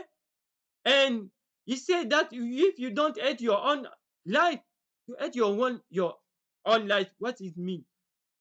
We have some relations, we have some friendship, we have some advantages, some position in the society. And if you have decided to be a disciple, some of these position of which a friend and so does on relations you have which can lead you to live against the word of God. You will, the gospel, you will live this. Because if you continue in this relation, if this position, for example, you cannot obey the word of God. Suppose those who live in fornication in adultery, but they don't know the gospel. If you discover the gospel of Jesus Christ, do you continue in adultery, in fornication, and so does relation which are against the teaching of Christ? Christ has said that a man will leave his father and his mother and will join his wife. In this case, it is one example among others. And it is for your own life. You need to abandon, to hate these things, and to be the disciple. And this is the true meaning of the cross. These sacrifices, okay? These things, you need to abandon this position. Some people you need to face because you have choice to follow the truth or to be the disciple of Jesus Christ. And it is clear at the verse 28, the Lord says, if you want to build a tower, you need to sit down and to consider the cost. And it is the case for Christian life. You need to balance, to choose this life and to know this is the vanity, or to sometimes to abandon some advantages because you need eternal life. To be a Christian, you need to balance this present life and eternal life. You need to make a choice. And this is sometimes it is very difficult without the grace of God. And we need the grace of God to make the good choice, to choose Jesus Christ. And this is the cross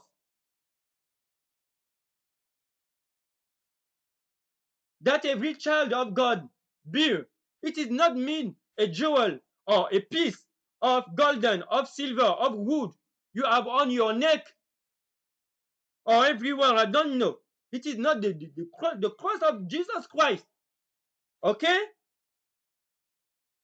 The cross of Jesus Christ is linking with the obedience to his word. And the consequences, you know, during with the Roman Empire as Nero, they have destroyed the Christian. They have accused this empire as Nero has accused falsely the Christian and has burnt them. We know during the Dark Ages with the papacy, they have destroyed, they have burnt some reformators as John Hus, Tyndale, and so does, because they have refused to worship the Trinity, Sunday, and so does. Okay? You need to understand the cross of the cross of Jesus Christ, not this piece, this jewel. Okay? And the cross is a sign before Jesus Christ has come on earth. It exists. It is not because Jesus Christ was crucified on the cross, it has become a Christian sign. We know that it is Emperor Constantine which has introduced it in the church. And it is not mean necessarily because somebody is wearing a cross that it is a disciple of Christ. It is not because you see a cross on the church that this is the church which is the church of Christ. In the name, okay, but in the bottom, in the teaching, are this Seventh-day Adventist church and the other church in the communism which are worshipping the Trinity, which is, or the triune God, which is not the God of the Bible. And it is very important to understand. And I think you have understand. You can continue to read these passages.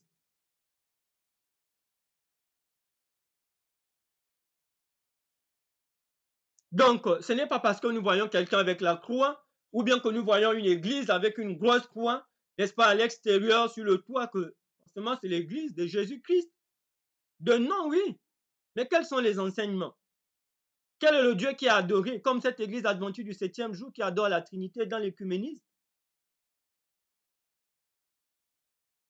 Donc nous devons faire très attention.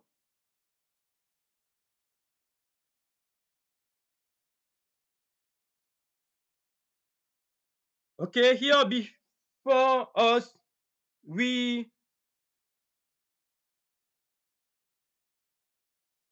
let us consider here, we have this slide before us, we have a wolf, and we have this sign of the Jesuit, the sun with these letters. This is the symbol, the logo of the Jesuit order.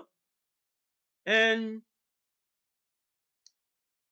let us consider in the Bible, let us read about this Jesuit order. Matthieu chapitre 7, verse 15. Matthieu chapitre 7, verse 15. Matthieu chapitre 7 and verse 15. Concernant cet ordre de jésuites, vous avez ici, n'est-ce pas, ce dessin qui représente, n'est-ce pas, qui sont représentés, qui se ressemble à un loup. Et vous avez le signe ici, le soleil, l'ordre des jésuites, avec ses écrits. Et nous allons lire Matthieu chapitre 7 et au verset 15. 7 au verset 15, il est écrit, « Gardez-vous des faux prophètes, ils viennent à vous en vêtements de brebis, mais au-dedans, ce sont des loups ravisseurs. » Donc, Jésus avait déjà averti qu'il y a des gens, n'est-ce pas, qui viendraient, des faux prophètes, qui viendront en vêtements de brebis. Ils viennent comme étant des serviteurs de Jésus-Christ pour gagner les gens pour la vie éternelle, pour faire de ces personnes des chrétiens, des disciples de Jésus, mais alors qu'au fond, ce sont des loups. Ce sont des destructeurs. Et c'est en lien, n'est-ce pas, avec cet ordre de Jésus que nous sommes en train de lire ce verset, de le comprendre. Donc, un prophète n'est pas seulement celui qui a la vision, mais c'est celui aussi qui enseigne, qui était censé enseigner la vérité. Mais Jésus-Christ dit qu'il viendra à vous, n'est-ce pas, des faux prophètes. Ils prétendront servir Christ alors qu'ils ne servent pas Christ. OK? Let us consider Matthieu chapitre, alors que ce sont de loups destructeurs. Ils utilisent le nom de Jésus-Christ pour gagner des gens et pour en faire des proies de l'ennemi. C'est ce que Jésus-Christ voulait dire ici. Donc, Matthieu chapitre 7 au verset, Matthieu chapitre 7 verse 15. Be aware of false prophets, which come to you in sheep's clothing, but inwardly they are ravening wolves. And it is very important. And let us consider one of the quotation of this organization. We come in like lambs and will rule like wolves. Nous venons comme des agneaux et nous commandons comme des loups. We shall be expelled like dogs.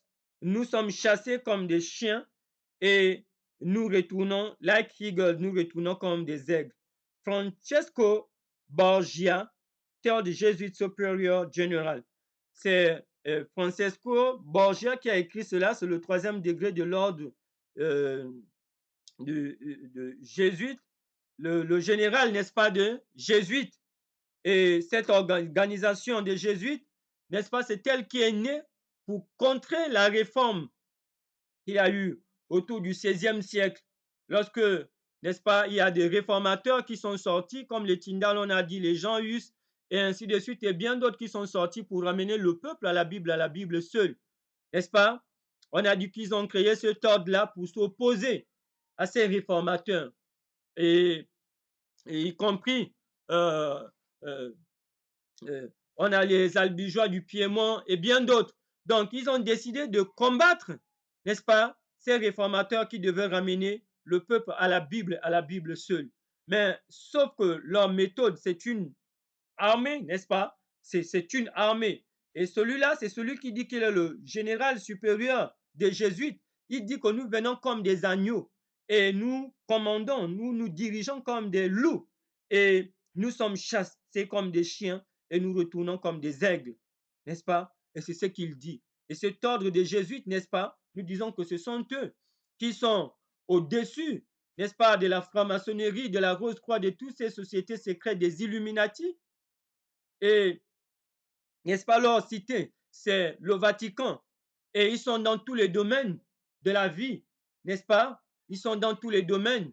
Il y a les banques, il y a des chefs d'État, ainsi de suite, des militaires, ils sont partout, des prêtres, ainsi de suite. Mais ils ont un seul et même objectif ici, de comprendre l'ordre des jésuites.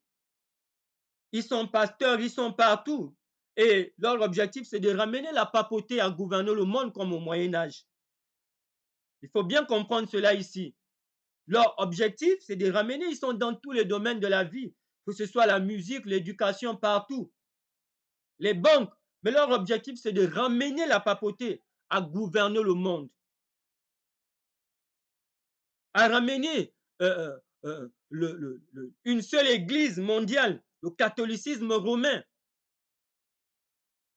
Et on a dit que cet ordre, n'est-ce pas, et partout, n'est-ce pas, ce sont eux. Et nous savons comment est-ce que la France est rentrée dans la Révolution française. Parce qu'au Moyen-Âge, il y avait l'union de l'Église et de l'État. Et ils ont persécuté, ils ont tué ceux qui n'étaient pas d'accord avec eux. Et ce qui a mené le peuple à se révolter. Et nous avons ici, n'est-ce pas, cet ordre, ils disent comment ils viennent. Ils viennent comme des agneaux. Mais lorsqu'ils sont, une fois ils sont au pouvoir, ils gouvernent comme des loups. Et ils sont chassés comme des chiens, ils retournent comme des aigles. N'est-ce pas? Et beaucoup des rois d'Europe les ont chassés, n'est-ce pas, de leur pays.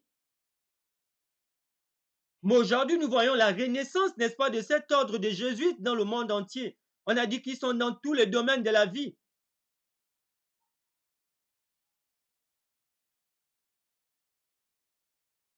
Et ils ont fait couler le sang, d'où la laïcité est née. Et les peuples se sont révoltés. Et durant leur règne, n'est-ce pas, le peuple souffrait. Cet ordre ne souhaite pas and here we have this order. We know that the aim is to bring back the papacy to rule the world, as in Revelation chapter 13. And the Jesuits there are in all aspects of life, as the music, as education, as there are everyone in the army. And we know during the Dark Ages how they have destroyed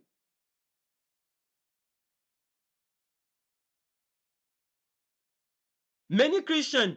After they have the aim is to bring back the papacy to rule as the Dark Ages. The aim, the main goal is to destroy the true Protestantism, those who profess the Bible and the Bible alone, as the John Earth, as the Tyndale and Saunders. And this is the aim. And they came as the lambs. They rule like the world, and they will be expelled like dogs and return like eagles. They go to the head of state, head of government, kings of this world as advisor. But when they have win the position, they see their true faces. Et ils vont vers les chefs d'État, les chefs de gouvernement, ainsi de suite, comme étant des conseillers. Mais une fois qu'ils ont conquis le pouvoir, ils montrent leur véritable face.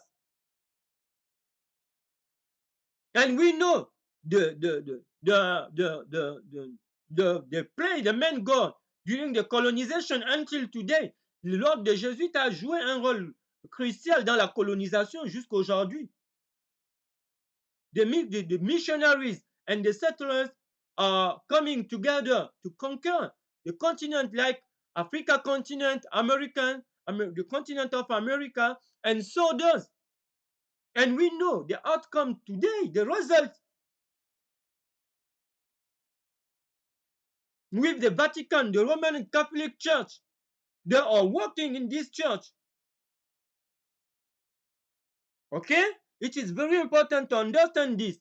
And the Bible has foretold that just before the second coming of Jesus Christ, the papacy will rule the world again. This is the instrument of to conquer again the world for the papacy. Et ils sont cet ordre et l'instrument, n'est-ce pas, de la papauté du Vatican de conquérir le monde pour régner, comme Apocalypse 13 nous dit avant le retour de Jésus-Christ. Mais en des temps périlleux comme au Moyen-Âge. And it is very important for us to understand this. But they will come under the appearance of Christians. Mais ils viennent sous l'apparence des chrétiens. Durant la colonisation, on dit que le colon et le missionnaire sont venus ensemble. Ils sont venus pour imposer une église d'État, une religion d'État, financée par leur pays pour conquérir des continents tels que l'Afrique, l'Amérique que nous voyons aujourd'hui. Que cela continue. Et leur cité, c'est le Vatican. And the cities is the Vatican. Okay? And the Seventh-day Adventist Church has acknowledged through the Policy 075 this organization as the part of the divine evangelization of Jesus Christ for the humanity. Don't forget our title. Et l'Église adventiste du 7e jour a reconnu cet ordre comme faisant partie de l'évangélisation de Christ pour le salut du monde, l'ordre des Jésuites. And they are working nowadays to bring back the world to the papacy. Et ils sont en train de travailler pour ramener le monde sous le contrôle de Rome. Mais la Bible avait déjà prédit cela.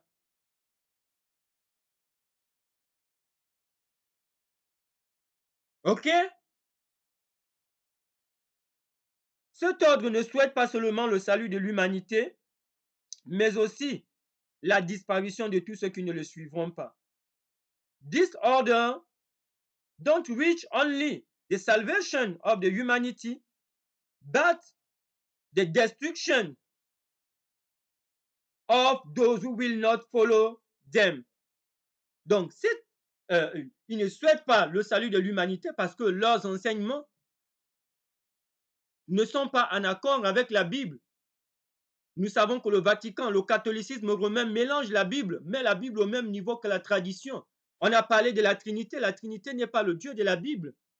On a le dimanche qui n'est pas le jour d'adoration de la Bible. Et on voit que cette organisation adventiste du 7e jour, qui réunit ses membres le véritable jour, le samedi, adore la Trinité. Et nous avons l'histoire comment est-ce qu'ils sont arrivés à adorer la Trinité, le triune God. Et pour eux, ils disent qu'ils ont évolué alors qu'ils repartent au Moyen-Âge. Ok? Et ce n'est pas, n'est-ce pas, ils ne souhaitent pas le salut de l'humanité, mais aussi la destruction de ceux qui ne les suivent pas. Et ce sont eux, n'est-ce pas, qui détruisent, comme on a dit, qui ont détruit les réformateurs. Et cette organisation avec la papauté, ils ont détruit au Moyen-Âge les chrétiens qui ne suivaient pas leur dogme. Ils ont fait l'union de l'Église et de l'État, c'est ce que nous sommes en train de voir. Ils sont pour l'union de l'Église et de l'État, d'utiliser les armées des États, des gouvernements pour imposer des lois religieuses, pour qu'ils puissent être la seule Église. Quand nous voyons, n'est-ce pas, l'union de l'Église et de l'État, ce sont eux qui sont à la manœuvre. Alors que l'Église et l'État doivent être séparés. Leurs objectifs, les finalités de l'Église et de l'État ne sont pas les mêmes. Jésus-Christ n'a pas utilisé l'armée et les gouvernements de ce monde, mais il a dit à ses disciples d'aller de faire de toutes les nations des disciples. Et ce sont eux qui mènent les guerres de religion. Lorsqu'un pays défend une religion, une église, elle a même d'aller faire la guerre à ceux-là, n'est-ce pas, qui ne seraient pas de la même religion. C'est ce qu'ils ont fait avec la colonisation. Il fallait venir imposer leur religion en Afrique, en Amérique et dans le monde. Et ça fait couler le sang, et le sang continue de couler. Les guerres de religion continuent aujourd'hui. Donc, cette organisation, n'est-ce pas, ne souhaite pas le salut de l'humanité parce que les enseignements que nous voyons tels que la Trinité dans l'écuménisme qu'il dirige, ce n'est pas le Dieu de la Bible. Et ceux qui ne le suivent pas, n'est-ce pas, ils ont décidé de les détruire. C'est la compagnie de Jésus. This is the company of Jesus. Mais la compagnie de Jésus, Jésus n'a pas utilisé leur méthode, la violence, l'union de l'Église et de l'État, des enseignements, n'est-ce pas, le mélange de la vérité et de la Bible et de la tradition. Les crimes et toutes ces choses, les guerres. Jésus n'a pas utilisé ces méthodes-là, compagnie de Jésus. Nous comprenons que c'est le Jésus de la Trinité. Le co-égal, le co-éternel, pas le fils engendré littéral de son Père. Et il s'appelle la compagnie de Jésus.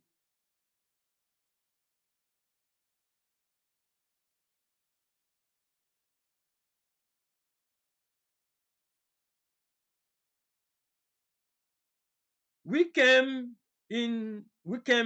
like lambs and will rule like wolves. We shall expel like dogs and return like eagles. Francesco, we have translated this. Jésus ordre. Cet ordre ne souhaite pas seulement le salut de l'humanité, mais aussi la disparition de ceux qui ne le suivront pas. We have translated this. We came like lambs. We have translated this. Leurs enseignements reconnus sont des pédagogies non chrétiennes. We can say their teachings, their education, or the teaching which are not the Christian teachings, as we have see, for example, the God, the Trinity, or the Triune God.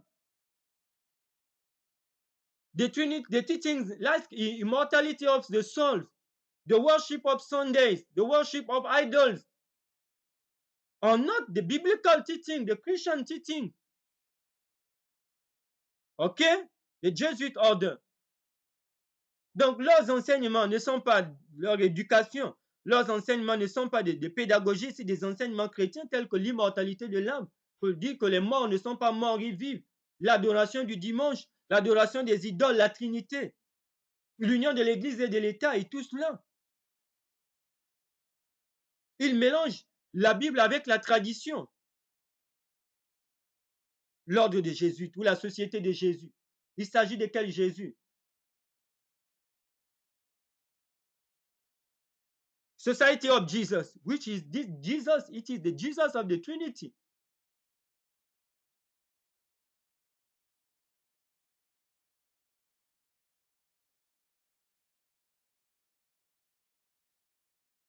And we see clearly that leurs enseignements reconnus sont des pédagogies non chrétiennes. We have translated this, the teachings, the education are not the Christian teachings. And we see clearly that the present the present Pope, Bergoglio, is a Jesuit, and the Black Pope, which name is Arturo Sosa, is also a Jesuit, which they call the Black Pope. They are the Jesuits. And it is in the first time in the Catholic Church that the Jesuits are leading the Vatican. And we are watching how our world is becoming. Et c'est la première fois dans le monde, n'est-ce pas, que l'on voit que les Jésuites sont arrivés au sommet de la papauté. Et nous voyons qu'est-ce que notre monde est devenu. OK? And it is very important to understand this. But the Seventh-day Adventist Church, this church with this logo, have acknowledged them or working with them. They are in a communism with them. And they pretend to believe in the Bible and the Bible alone. The history is here.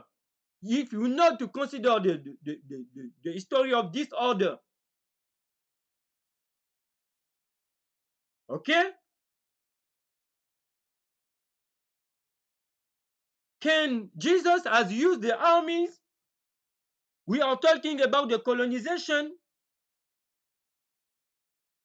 We are talking about the wars of religion, and so does their teachings. But the Seventh-day Adventists have said that in the Policy 075 that they are the part of the divine evangelization of Jesus Christ.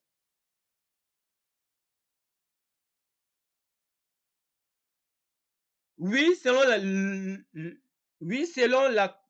la conférence générale, c'est ce à quoi servait la politique de travail 075. Yes, according to the General Conference, it is the main purposes of the hiding the policy of the working policy 075 of the Seventh-day Adventist Church. Donc, it is the headquarter.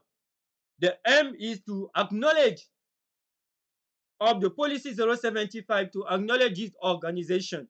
And we ask you to share this with the Seventh-day Adventist Church members, everyone there can be. And the Lord is called, if you are a member of this church, to get out and to belong to the remnant of God. The remnant church is the people which are faithful to the word of God and the teaching of Jesus Christ everywhere there can be. It is not this organization of Ted Wilson et où que l'on puisse être, le Seigneur appelle son peuple à sortir de cette organisation. Parce que le reste, c'est un peuple qui est fidèle à la parole de Dieu et aux enseignements de Jésus-Christ, ou partout où il peut se trouver, non cette organisation de Ted Wilson. Il n'était pas possible à Satan de réussir à convaincre les dirigeants de l'Église adventiste d'élaborer une telle politique. It was not possible for the devil to convince the leaders of Seventh-day Adventist Church to make this policy pendant qu'Ellen White était en vie. During the lifetime of Ellen G. White, voici quelques-uns de ses avertissements au sujet de l'Église de Rome. This is some of warnings about the Church of Rome, the Catholic Church, the papacy. Donc ici, l'Église catholique, la papauté. Here we have their logo at the headquarters at Silver Spring in the United States. Ici, vous avez leur logo à leur siège de la conférence générale à Silver Spring aux États-Unis avec leur logo. Il n'était pas possible à Satan de réussir à convaincre les dirigeants de l'Église adventiste du 7e jour d'élaborer. We have translated this just before this slide. It's the same. Seventh-day Adventist Church World Headquarters. You can read this. Shall this power whose record for 1,000 years is written in the blood of the saints be now acknowledged? Puisse ce pouvoir dans le récit pour 1000 ans est écrit avec le sang des saints, be now acknowledged as part of Church of Christ, peut-elle déjà être reconnue comme faisant partie de l'Église de Christ? Shall this power whose record for 1,000 years is written in the blood of the saints be now acknowledged as a part of the Church of Christ? This is the question of Ellen G. White. We know that nowadays, this organization, this church with this logo has used the writing of Ellen White to see that there are the heir of Ellen G. White. This is not the case. There are teaching that Ellen G. White has involved and worship the Trinity, but we know that it is false when we consider their history. And we see clearly that they are working with this organization against the warning of Ellen G. White. Okay? And we can find this quotation in the Great Controversy of the years 1888, the page 571, the first part, okay?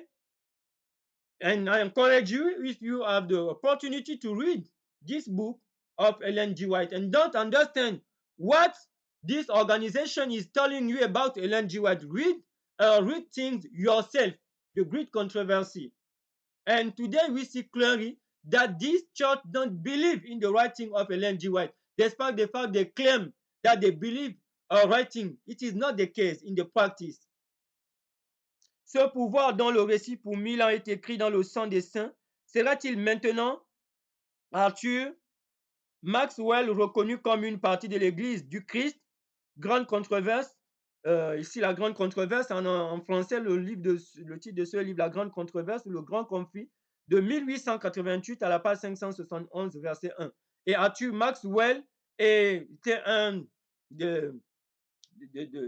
responsable de leur magazine, Herald de leur magazine, n'est-ce pas, célèbre de l'Église adventiste du 7e jour. And here, in French, it is the same question, but this power that the record for 1,000 years is written in the blood of the saint be now acknowledged Arthur S. Maxwell as a part of the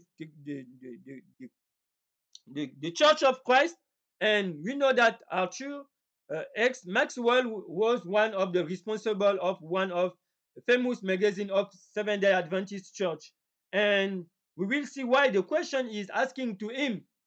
Et nous verrons pourquoi est-ce que la question lui est posée, n'est-ce pas, Arthur Maxwell. And this is the case. And we can consider the history, how this power, the Jesuit order, the Vatican, has shed the blood of the saints during the history. How Seventh-day Adventist Church has acknowledged them as part of the divine evangelization of Jesus Christ. How?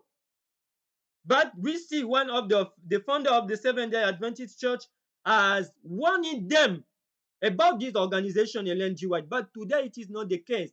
Despite they continue to claim that they believe in the Bible and the Bible alone, and they believe in the right of Ellen G. White, it is not the case. And we see clearly that nowadays they are worshiping the same God that this organization. And if you are the child, the son of God, God is calling you to get out from Babylon. God is calling you to share this message with others. May the Lord bless everyone. And let us pray together. Heavenly Father, we give you honor and glory for this opportunity we have to study this topic, the hidden working policy 075 of the Seventh-day Adventist Church. Lord, I pray you to watch over us everywhere by your powerful hand and to give us your insight to understand this presentation and to help us to get out from Babylon and to share this presentation with others. In the name of our Lord Jesus Christ, we ask you all these blessings. Amen.